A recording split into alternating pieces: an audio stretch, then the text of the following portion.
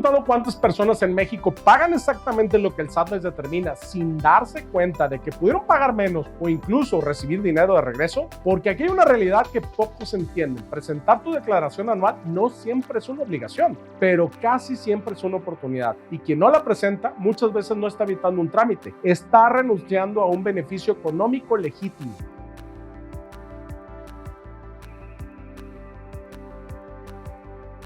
Porque si eres empresario, colaborador o profesionista, hay algo que debes entender con absoluta claridad. En México, el impuesto sobre la renta no se determina realmente mes a mes. Se define en la declaración anual y en ese momento la diferencia entre pagar de más o pagar lo justo muchas veces está en algo que parece simple, pero que es profundamente técnico: las deducciones personales. Hoy voy a explicarte por qué estás obligado a presentar tu declaración anual, cuál es la lógica detrás del ISR frente al IVA, qué son los pagos provisionales, cómo funcionan las deducciones personales, quién puede aplicarlas, cuáles son sus límites y requisitos y sobre todo, cómo convertir esto en una estrategia real de optimización fiscal, evitando errores que puedan costarte dinero o generarte contingencias. Comencemos por lo más importante, la obligación de presentar la declaración anual. En casi todo el mundo, el ISR es un impuesto de carácter anual. No es casualidad, responde a la naturaleza del ingreso. El legislador reconoce que tu capacidad contributiva no puede medirse de manera aislada mes a mes, sino en función del resultado global de todo un ejercicio fiscal. Por ello, el artículo 150 de la ley del ISR establece la obligación para las personas físicas de presentar su declaración anual en el mes de abril del ejercicio siguiente. Es decir, los ingresos de enero a diciembre se declaran el siguiente abril. Esta declaración no es un simple trámite administrativo, es el momento en el que se determina el impuesto definitivo. Ahora bien, seguramente te has preguntado por qué el ISR es anual y el IVA es mensual. La respuesta es técnica, pero fundamental. El IVA, regulado por la ley al impuesto al valor agregado, es un impuesto indirecto que grava el consumo. Se traslada al cliente, se cobra y se entera al fisco. No depende de tu utilidad, sino de la operación misma. Por eso su lógica es mensual. Es un impuesto de flujo y es definitivo. El ISR es un impuesto directo, a diferencia del IVA, que grava la utilidad o el ingreso neto. Requiere una visión acumulativa. No puedes determinar correctamente tu carga fiscal sin considerar todos tus ingresos y deducciones del año. De ahí nacen los llamados pagos provisionales. Los pagos provisionales, previstos en diversos artículos de la ley del impuesto sobre la renta, son anticipos del impuesto anual. No son el impuesto definitivo. Son estimaciones que el contribuyente realiza durante el ejercicio con base en ingresos acumulados. Esto implica algo muy importante. Cuando pagas ISR mes a mes, no estás cerrando tu obligación fiscal, estás adelantando parte de ella. Y es en la declaración anual donde ocurre el ajuste final. Así que entremos al corazón del tema, las deducciones personales. Para poder hablar de deducciones personales, primero tenemos que decir que en la declaración anual se suman todos tus ingresos, se restan las deducciones autorizadas y las personales, se aplican tarifas y se determina si pagaste de más o de menos o estás en lo correcto. Las deducciones personales, se regulan en el artículo 151 de la ley del ISR y podemos decir que son aquellos gastos que el legislador permite disminuir de la base gravable a las personas físicas por considerar que no representan una verdadera capacidad contributiva disponible. Es decir, son gastos que realices en tu esfera personal, pero que tienen una relevancia fiscal. Te los enumero: gastos médicos, hospitalarios y honorarios profesionales en materia de salud. 2. Los gastos funerarios. 3. Los donativos no onerosos ni remunerativos. 4. Los intereses reales por créditos hipotecarios. 5. Las aportaciones complementarias para el retiro. 6. Las primas por seguro de gastos médicos. 7. El transporte escolar obligatorio. Y 8. Pagos por el impuesto local sobre salarios. Y hay algunos que no vienen directamente en la ley o en este artículo, como el estímulo fiscal en materia de colegiaturas. Y en lo que respecta a las deducciones personales, es importante comprender con precisión: no todo lo que gastas es deducible y no todo lo deducible genera beneficio. Existe un límite global. El propio artículo 151 establece que las deducciones personales no podrán exceder del equivalente al 15% total de tus ingresos anuales o de 5 veces el valor anual de la UMA, lo que resulte menor, 213,900 pesos para este 2026. Sé que parece una gran cantidad, pero ante una enfermedad catastrófica la cantidad no es es tan grande como parece. Este límite es fundamental porque implica que si no planeas tus deducciones puedes perder este beneficio fiscal. Ahora bien, ¿quién tiene derecho a hacer valer estas deducciones? Todas las personas físicas residentes en México que tributen ISR anual tienen derecho a las deducciones personales. Pero hay una excepción a la regla que es debatible. Hay un régimen establecido en el artículo 113E de la ley del ISR que no puede hacer valer ninguna deducción, ni las personales, aunque se vea en franca oposición con el artículo 151 de la misma ley del ISR, que dice que todos los que tributan por medio del título cuarto de las personas físicas podrán hacerlas valer. Te lo explico a detalle. La excepción a poder aplicar las deducciones personales es el régimen simplificado de confianza, RECICO, donde no es posible aplicar deducciones personales de la misma lógica. Particularmente, el artículo 113E establece que las personas físicas que tributen en este régimen determinarán y pagarán el ISR aplicando directamente una tasa sobre los ingresos efectivamente cobrados sin deducción alguna. Y aunque dice específicamente que deben presentar la declaración anual, las reglas de resolución miscelánea emitidas por el SAT lo vuelven opcional si solamente estás en el mismo. Este punto es medular. El texto legal dispone, en esencia, que el impuesto se calcula sobre ingresos brutos, es decir, sin disminuir deducciones autorizadas. Y recordemos que siempre antes de IVA. Esto rompe con la lógica tradicional del ISR basada en la utilidad fiscal. Las deducciones personales tienen una mecánica diseñada para operar dentro del esquema general del impuesto anual, donde se calcula primero el ingreso acumulable, se le restan las deducciones autorizadas, se le restan las deducciones personales y eso da una base gravada. Sin embargo, en el RECICO no existe esta lógica. El impuesto se determina sobre una base de ingresos cobrados, aplicando una tasa fija reducida. Por lo tanto, no hay base contra la cual aplicar las deducciones personales. Por lo tanto, la improcedencia es estructural, no prohibitiva. Siguiendo con el tema que los RECICOs no pueden aplicar deducciones personales, tenemos un punto clave que suele generar confusión. Te explico. El artículo 113E establece que los contribuyentes de este régimen no podrán aplicar deducciones, pero el artículo 151 establece que las personas físicas residentes en el país que obtengan ingresos de los señalados en este título, las personas físicas, y otra vez, para calcular su impuesto anual, podrán hacer, además de las deducciones autorizadas en cada capítulo de esta ley, que les correspondan las siguientes deducciones personales, y enumera las que ya te mencioné. Así que de ahí, muchos clientes nos cuestionan el punto de las deducciones personales. Pero el SAT, en su micrositio de las deducciones personales, que puedes buscar en internet, sin mencionar fundamentos legales, por cierto,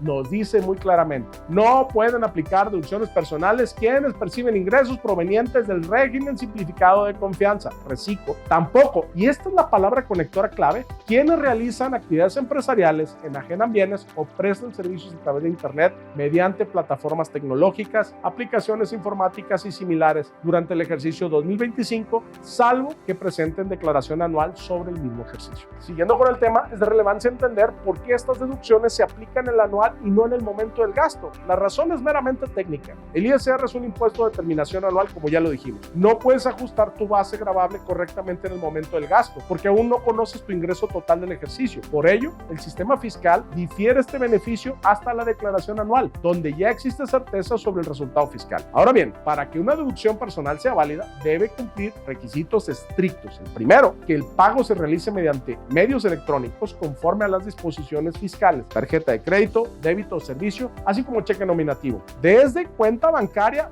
del contribuyente que realizará la deducción. El uso de efectivo invalida la deducción. El segundo punto es contar con un CFDI válido, correctamente emitido a tu nombre, con tu RFC y uso fiscal adecuado. Y tercero, que el gasto se encuadre perfectamente en los supuestos del artículo 151. Recuerda que las deducciones personales aplican para ti, tu cónyuge o concubino o concubina y tus ascendientes o descendientes en línea recta. Y también debes conservar comprobantes y constancias porque todas las deducciones pueden ser revisadas por la autoridad. Las debes conservar por un mínimo de 5 años. Y es aquí donde hemos detectado que muchos contribuyentes fallan. Por ello, una asesoría adecuada marca la diferencia entre recuperar dinero o perderlo. Ahora vamos a desglosar las deducciones personales, así como los puntos principales de cada una de ellas. La primera deducción son los gastos médicos, dentales, psicológicos, nutricionales y hospitalarios. Estos incluyen consultas médicas y dentales, psicología, nutrición, hospitalización, análisis clínicos, enfermería, prótesis y rehabilitación, lentes ópticos graduados con límite de 2.500 por persona. Las medicinas solo proceden cuando forman parte de una factura hospitalaria. Aquí hay una ventaja: en ciertos casos de incapacidad o discapacidad, estos gastos tienen un tratamiento especial y pueden quedar fuera del tope global si se cumplen los requisitos correspondientes. La segunda deducción son los gastos funerarios del contribuyente y de ciertos familiares directos. El tope práctico equivale a una UMA anual por ejercicio, es decir,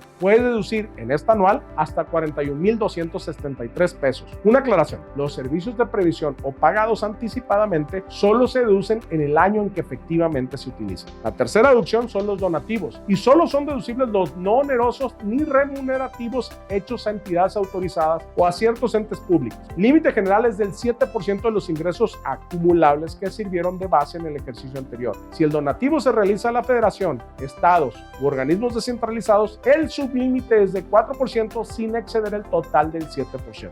La cuarta deducción son los intereses reales por crédito hipotecario destinados a casa-habitación. El crédito no debe exceder de 750,000 UDIs. Recuerda que estas varían constantemente, así que será al momento de la transacción. Lo deducible no es toda la mensualidad, sino únicamente los intereses reales, y esto te los informa el banco en tu estado de cuenta. La quinta deducción son las aportaciones complementarias y voluntarias para el retiro, voluntarias con permanencia y los planes personales de retiro. Aquí el límite específico es el menor entre el 10% de los ingresos acumulables y 5 UMAs anuales, es decir, 206,367 pesos con 60 centavos para la declaración que presentarás a más tardar el 30 de abril de 2026. Esto calculado con la UMA de 2025, que es el año del gasto. Este concepto tiene tratamiento especial y no sigue el mismo tope global que otras deducciones. Recuerda que si retiras los recursos antes de tiempo, se pierde el beneficio y se convierte en un ingreso acumulado. La sexta deducción son las primas por seguros de gastos médicos y son deducibles las primas de seguros del contribuyente y de familiares directos que dependan económicamente de él. No incluye otros seguros como vida o ahorro dentro de esta categoría. En principio, quedan sujetas al tope global de las 5 UMA, los mismos 206,000 que dijimos antes, o el 15% de los ingresos. La séptima deducción es el transporte escolar obligatorio. Este es deducible cuando la transportación escolar es obligatoria o esté incluida para todos los alumnos. Debe venir separado el comprobante, incluyendo la CURP del estudiante. Importante, no cubre transporte opcional, gasolina, taxis o conceptos similares, solo cuando es general y obligatorio para todos los alumnos. La octava deducción es el impuesto local sobre salarios y es deducible el impuesto local sobre ingresos por salarios o por prestación de un servicio personal subordinado. Está limitada a que la tasa del impuesto local no exceda el 5%. Hay otras deducciones que no vienen consideradas en el mismo artículo 151, pero que son aplicables en las deducciones personales anuales. Te las explico. La primera son las colegiaturas. Estas sí pueden disminuir la carga fiscal, pero operan como estímulo fiscal. Por tanto, en cualquier año puede desaparecer. Solo aplica para escuelas privadas con autorización o reconocimiento oficial. No incluyen inscripción, reinscripción, uniformes, útiles, alimentos, transporte opcional ni actividades extracurriculares. Tienen topes anuales por alumno. Para preescolar, 14,200 al año. Para primaria, 12,900 al año. Para secundaria, 19,900 al año. Para profesional técnico, 17,100 al año. Y para bachillerato o equivalente, 24,500 pesos al año. En estos casos se debe incluir la CURP del alumno en la factura y solo aplican para descendientes o ascendientes en línea recta. Sí, les puedes pagar a tus papás o abuelos que no hayan estudiado algunos de estos grados, a tu esposa, a tu esposo, a tu concubina, a tu concubino, que dependan económicamente del contribuyente. El tope es por CURP o por alumno, así que puedes deducir por cada uno de ellos ese tope anual. La segunda son los depósitos en cuentas especiales para el ahorro o planes con beneficio fiscal, y algunos planes vinculados al retiro tienen un límite anual de 152,000 pesos. Tienen reglas específicas y tratamiento diferenciado frente al resto de las deducciones personales. Ahora hablemos de por qué te conviene presentar tu declaración anual y sus beneficios concretos. Cuando presentes tu declaración anual y aplicas correctamente tus deducciones personales, puedes generar un saldo a favor. esto no es un incentivo menor, es dinero líquido que regresa a tu flujo. En términos técnicos, estás reduciendo tu base gravable, lo que disminuye el ISR determinado. Si durante el año realizaste pagos provisionales superiores al impuesto final, el SAT debe devolverte la diferencia. Permíteme ponerte un ejemplo. Imagina que durante el año tuviste ingresos por 80,000 pesos mensuales, es decir, cerca del $1,000,000 anualizados. Durante ese mismo ejercicio realizaste gastos médicos, pagaste intereses hipotecarios y realizaste aportaciones al retiro por un monto acumulado de 120,000 pesos. Si estos gastos cumplen requisitos y están dentro de los límites legales, tu base gravable se reduce. Esto puede representar una disminución significativa del impuesto anual. Ahora bien, si durante el año pagaste ISR mediante retenciones o pagos provisionales por una cantidad mayor al impuesto determinado, el resultado será un saldo a favor. Lo importante es que ese saldo puede solicitarse en devolución y aunque parezca menor, hay un tema importante para tus finanzas personales. Quien no presenta su declaración anual simplemente renuncia a ese derecho. Así de claro. Pero, siempre hay un pero, también existen riesgos. Si deduces incorrectamente, si utilizas facturas simuladas o si no cumples requisitos, puedes generar una discrepancia fiscal o incluso entrar en esquemas de EFOS, empresas que facturan operaciones simuladas, o EDOS, empresas que deducen operaciones simuladas. Nos ha tocado llevar la defensa de contribuyentes que compran facturas y no piden devoluciones de impuestos y el SAT los detecta. No es lo mismo que no pagues una deuda a que le quieras sacar dinero extra. Lo mismo pasa con el gobierno. Hoy el SAT cuenta con herramientas tecnológicas avanzadas. La fiscalización es electrónica, automatizada y cruzada. Por ello, la diferencia entre estrategia y contingencia está en el detalle. Y es aquí donde debes tomar una decisión. Puedes seguir viendo tu declaración anual como una obligación o empezar a verla como una herramienta de planeación patrimonial. El flujo que te regresen de finales de abril o en mayo puede servirte para pagar inscripciones escolares, para el Día de las Madres, para un viaje personal o para un viaje familiar. Porque la realidad es simple. Contribuyente que no planea, paga impuestos de más.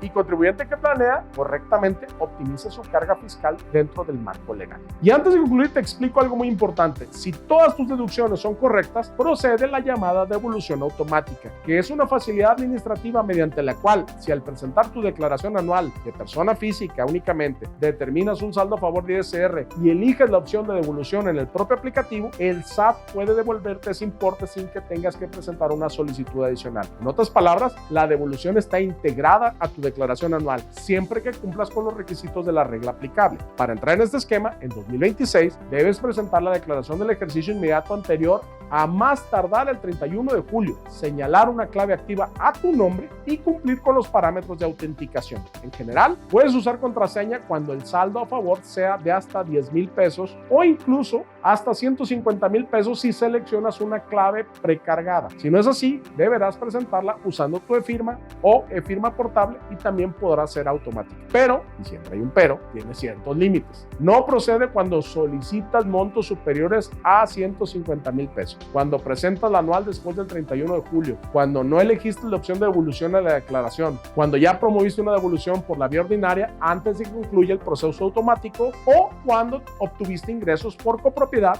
sociedad conyugal o sucesión. Así que usar esta facilidad administrativa es un mecanismo de simplificación. Con tu declaración bien presentada, con tus deducciones soportadas y sin inconsistencias, el SAT puede depositarte el saldo a favor de manera más ágil. Pero si detecta discrepancias, rechaza la facilidad y entonces tendrás que acudir al procedimiento ordinario de devolución. Ahí es donde es importante la asesoría. Recuerda que en nuestro despacho podemos asesorarte con este trámite. A modo de conclusión, te diré que la declaración anual no es un trámite, es el momento donde realmente defines cuánto pagas de ISR. A lo largo de esta plática expliqué que el ISR es anual por naturaleza, que los pagos provisionales son anticipos y que las deducciones personales, reguladas en el artículo 151 de la ley, representan una herramienta legítima para reducir tu carga fiscal. Vimos cuáles son las deducciones personales y los momentos en los que los puedes aplicar. Así que si llegaste hasta aquí, a modo de regalo, te envío una infografía para que veas cuáles deducciones personales se pueden aplicar, el monto máximo total de deducción para la declaración anual de 2025 que se presenta en abril 2026 y el monto máximo de deducción para la declaración anual de 2026 a presentarse en abril de 2025. Solo comenta deducciones personales y te lo hacemos llegar. Al final, espero que haya quedado claro que se requiere cumplimiento estricto, planeación y conocimiento. La diferencia entre pagar de más o recuperar dinero no está en el SAT, está en las decisiones que tomas durante el año. Es todo por hoy. Soy Quetzal López, abogado con maestría en Derecho Fiscal. Si te gustó este video, por favor dale me gusta y compártelo utilizando WhatsApp o Telegram. Y no se te olvide seguirnos en todas nuestras redes sociales: Facebook, Instagram, X, YouTube y LinkedIn como @FiatLegal y @Quetzal López. Recuerda que en Fiat Legal podemos asesorarte en materia legal, fiscal, contable e inmobiliaria.